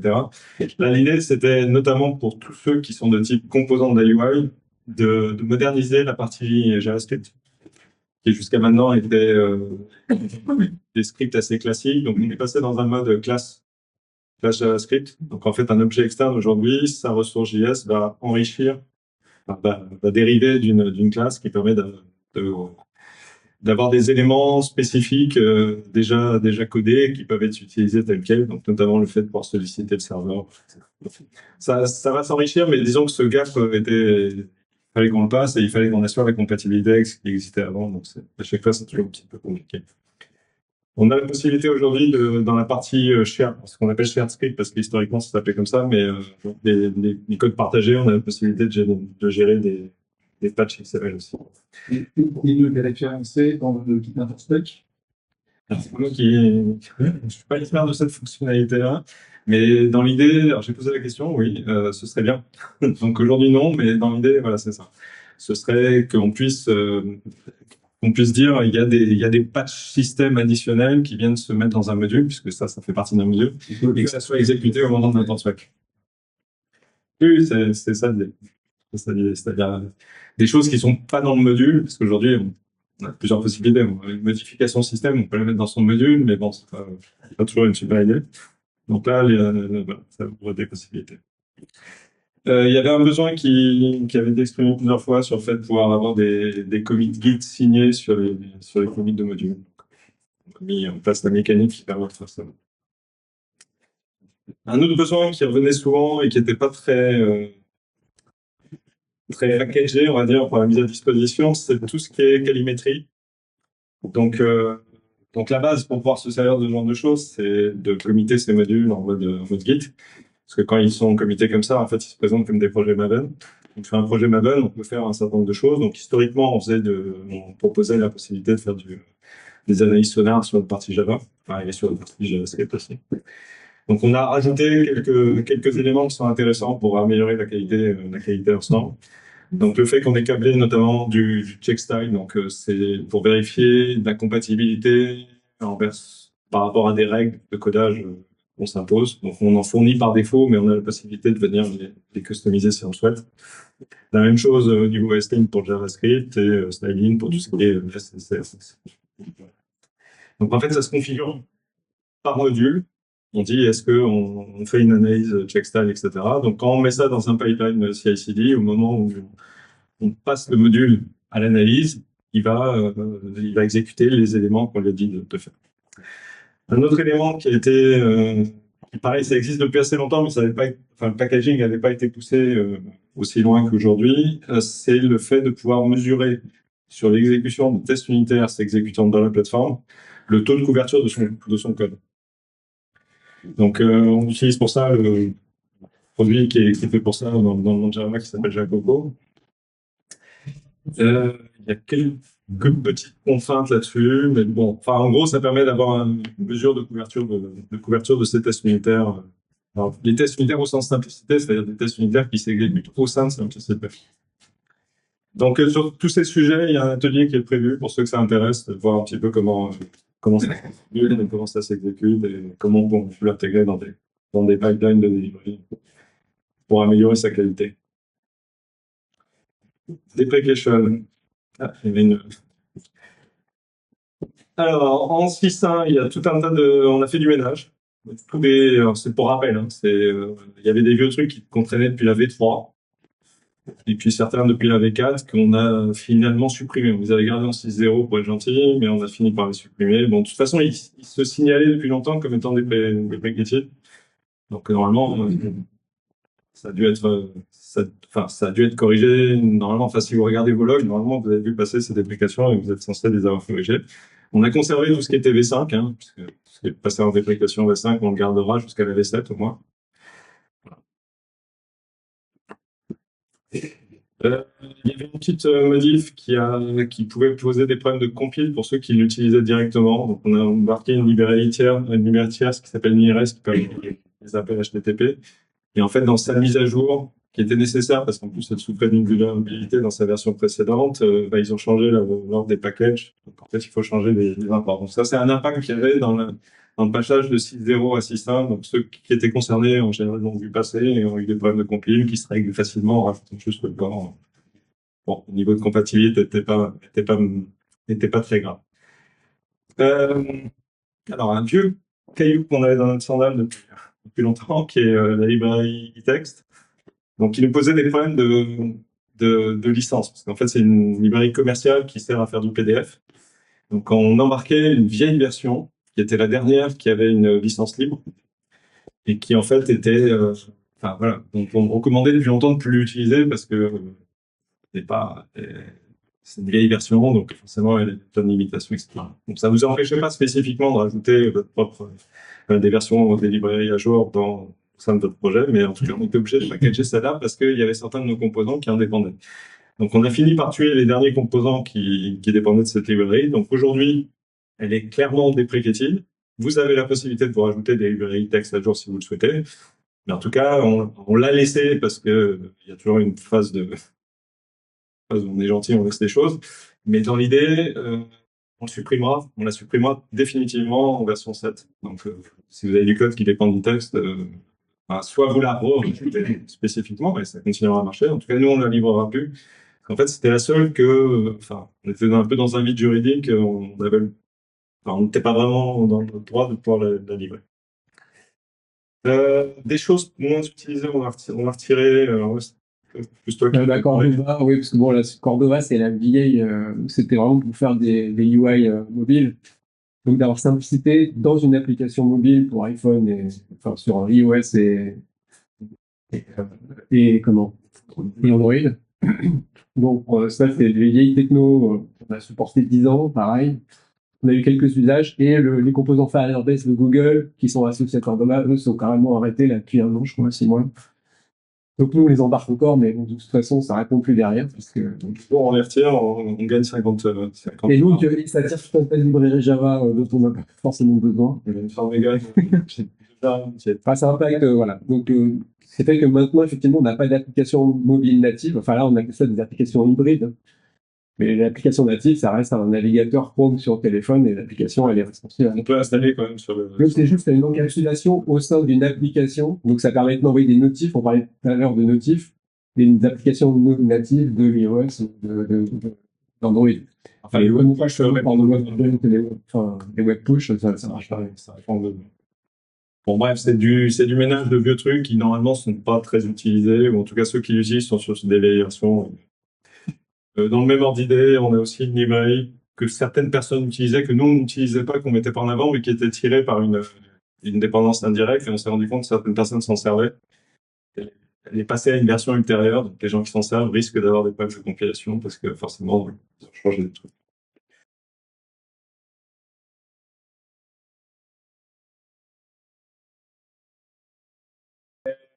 Donc les évolutions sur la 6.3, donc nos chantiers là pour les 6 prochains mois, c'est de vous offrir la possibilité de mettre à disposition de vos utilisateurs euh, un onboarding. Donc alors c'est un outil qui va se complexifier et s'améliorer au fur et à mesure. Mais ce qu'on entend par onboarding, c'est vous vous connectez, enfin vos utilisateurs se connectent sur vos applications et vous avez des petites vignettes qui apparaissent et qui vont leur dire cliquez ici, ce composant sert à ça, enfin pour les onboarder au fur et à mesure sur votre application. Au début, ça va être des fonctionnalités un peu, enfin assez basiques, hein, et va essayer de vous automatiser, de vous faciliter au maximum la tâche de saisie de ces onboardings. Donc, si potentiellement vous faites des outils visuels, vous allez pouvoir cliquer sur des éléments au sein de la UI Simplicité pour créer vos onboardings.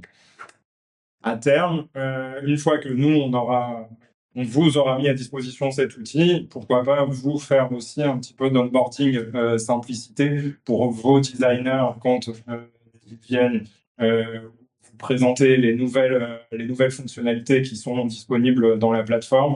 En gros, ce qu'on est en train de vous faire maintenant, vous faire des petits onboarding au sein de la plateforme.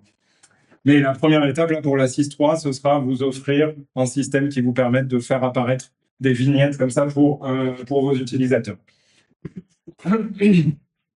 Le quick ordering, c'est la capacité donc pour des objets ordonnés. Donc, par exemple, quand vous configurez le menu, aujourd'hui, dans Simplicité, vous êtes obligé de mettre un ordre numérique pour dire dans quel ordre se trouvent ces objets.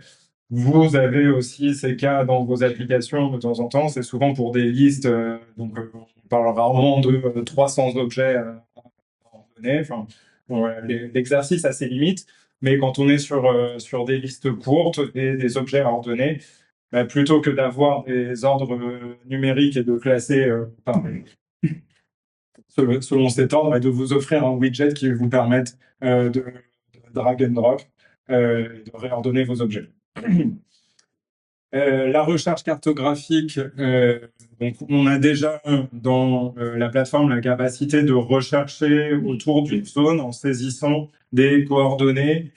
Donc, vous saisissez numériquement les coordonnées, vous mettez combien de kilomètres autour de ces coordonnées vous voulez rechercher. Donc, c'est une fonctionnalité qui existe déjà au niveau des API et au niveau du back-end, mais il n'y a pas d'interface utilisateur.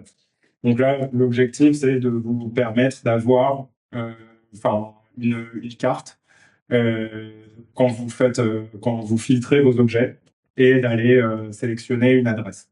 et donc potentiellement aussi une zone autour de cette adresse, de ces coordonnées.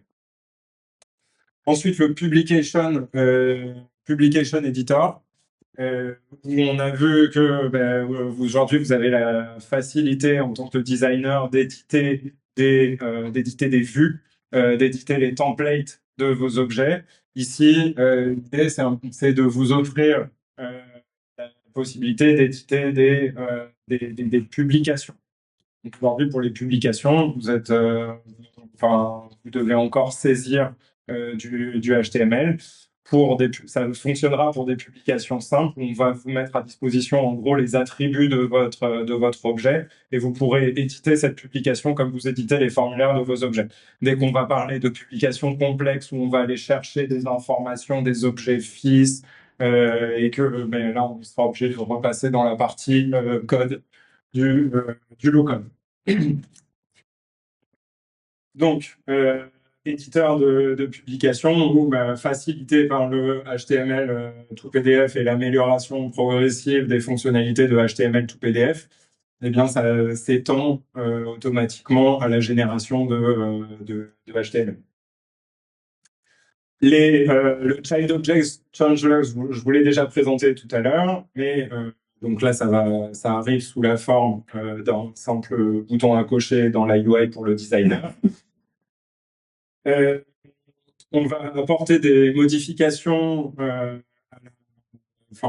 à la UI de recherche au niveau d'un objet métier. Aujourd'hui, vous avez soit la recherche en colonne sur votre objet métier, soit un panel latéral. Et donc, ça, on a eu des retours de certains de nos clients. On va implémenter ces modifications qui, je pense, seront bénéfiques pour tout le monde. Avoir potentiellement de la recherche au sein des diagrammes. Donc, le modeler que vous utilisez pour faire vos modèles métiers, que vous pouvez aussi mettre à disposition de vos utilisateurs dans certains cas. Donc, on pense typiquement à de la cartographie de systèmes d'information, des clients qui utilisent ça pour ça. À partir du moment où on a des diagrammes qui se complexifient, dans lesquels on a beaucoup d'objets au sein de nos cartographies, pouvoir faire de la recherche au sein de ces diagrammes. Donc, voilà, améliorer cette recherche. Des nouvelles fonctionnalités au niveau de notre module notre module DIA qu'on va vous présenter par la suite.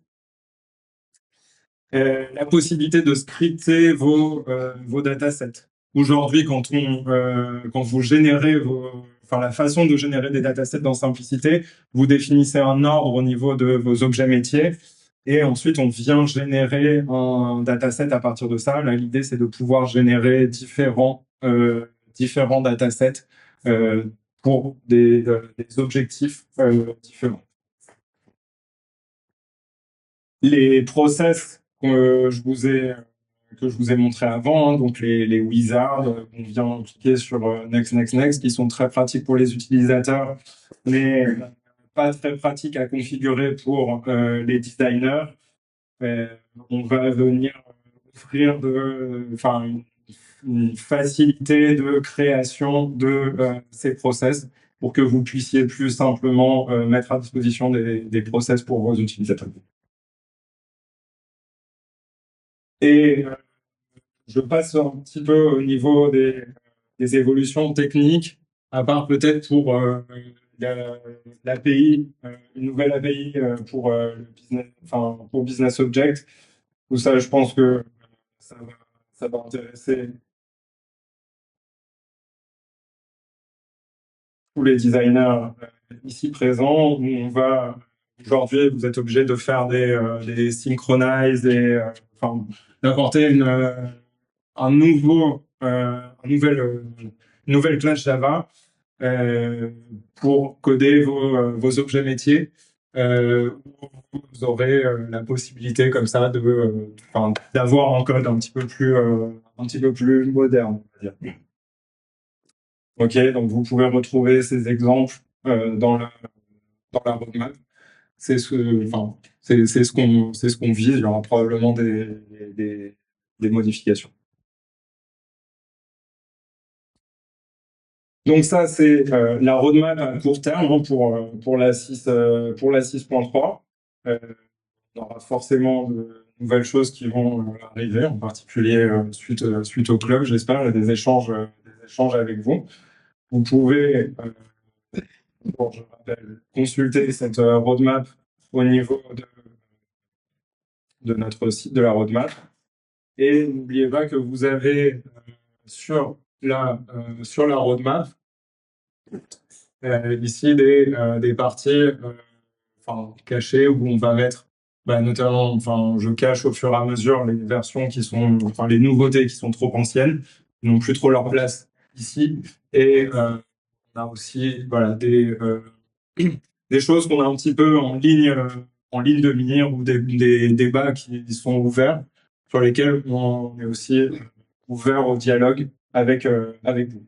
Sachez que c'est présent et consultable. Ouais. C'est sur NES, dans un contexte de déploiement sur Kubernetes, par exemple. C'est un débat à ouvrir. Alors, tout ce qui est dans cette partie future, c'est vraiment pour alimenter nos conversations. Et on va garder cette partie de débat pour après les ateliers. Sinon, je laisse pas le temps à mes collègues. Mais c'est ici précisément pour ça, parce que pour nous, c'est des choses qui sont importantes à long terme, ou alors c'est des questions qu'on se pose et qui reviennent fréquemment. Mais là, ouvrir le débat là-dessus tout de suite, ça tuerait la fin de l'atelier. Donc en termes de roadmap, on se concentre en particulier là sur la 6.3, s'il y a des choses que vous nous avez remontées et que vous voyez pas dans cette roadmap et qui sont particulièrement importantes et stratégiques pour vous, vous nous communiquez et on met à jour potentiellement cette roadmap. Et après les ateliers, s'il nous reste du temps, ou dans la seconde phase, on peut reparler de tout ça. Ok. Mais merci à tous pour votre attention. Avant, donc je voulais terminer trop vite. Au niveau de la documentation, je voulais appuyer sur trois nouvelles leçons qui sont apparues, notamment sur Portainer, qui est un gestionnaire de conteneurs qui peut faciliter à vos développeurs de se déployer des instances Docker. Donc, c'est ce qui vient un petit peu remplacer le SIEM chez nous en interne. Hein. Je ne sais pas si on a chez vous qui en interne utilise l'instance manager de simplicité. L'objectif, c'est de le sunsetter doucement et de le remplacer par des gestionnaires de conteneurs. Donc, que ce soit Portainer ou autre chose, mais on continue sur notre absolutisme dans la dockerisation. Data in, data out, on a une leçon un petit peu globale, un petit peu haut niveau sur toutes les façons de faire arriver de la donnée dans simplicité et de sortir de la donnée dans simplicité, et d'identifier dans le vocabulaire simplicité ce que ça veut dire. Donc, voilà, par exemple, je veux importer par API, je sais que j'ai la possibilité de travailler directement en code. Donc, tout ce qui est bleu, ça va être du code spécifique, de faire des appels d'API, mais je peux aussi utiliser ce qu'on appelle un objet service. Donc, ça m'aiguille un petit peu dans la recherche de documentation. C'est un retour que vous nous faites souvent, la difficulté à trouver la bonne information, parce que soit il vous manque le vocabulaire simplicité, c'est des choses que vous n'avez pas forcément vues sur la formation designer niveau 1. Donc, on essaie de faire arriver de plus en plus de leçons un petit peu au niveau comme ça. Donc, si ça répond à votre besoin, vous nous le dites. Si vous avez d'autres idées comme ça pour faire de l'aiguillage dans la documentation, pareil, Alistair va vous présenter des nouveautés au niveau de la documentation. Les widgets, ça pareil, je passe parce que ça va être évoqué sur la composition de dashboard. On fait une petite pause. C'est pas. Non, on laisse la main à Alistair, qui en a pour 1 minute. Non, vas-y. Moi, c'est bon pour moi. Je pensais que c'était après l'histoire, excuse-moi. Surtout que c'est hyper important.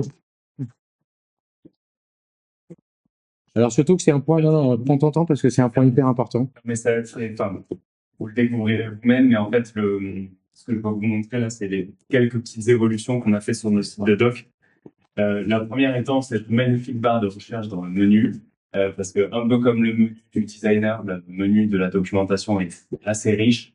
Et donc là, maintenant, ça fonctionne un peu pareil que sur l'instance, enfin, sur les instances simplicité, vous pouvez filtrer directement. Donc, la recherche tout en haut de la page, elle est plutôt au niveau du contenu de la documentation, et la barre de recherche sur le menu permet de filtrer en fait les différents éléments. Encore une fois, il faut savoir ce qu'on recherche pour pouvoir trouver ce qu'on attend, mais en combinant les deux, la recherche plutôt globale, donc tout en haut de l'écran, et la recherche ici, et oui, on arrive à mieux retrouver les informations. Donc ça, c'est le premier point.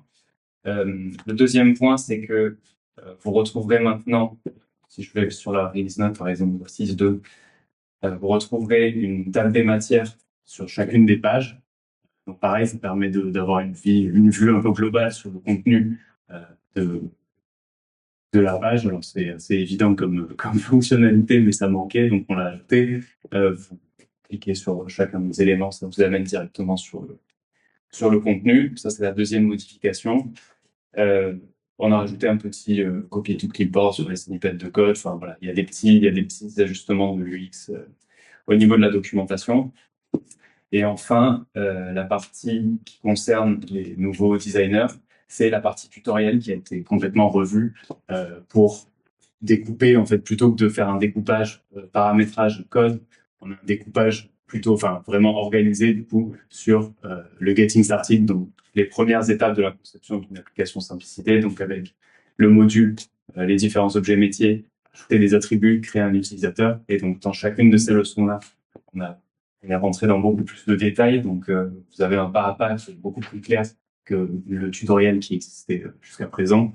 Donc voilà, on guide vraiment, c'est vraiment du pas à pas avec beaucoup de captures d'écran, avec des liens vers de la documentation spécifique à chaque notion abordée.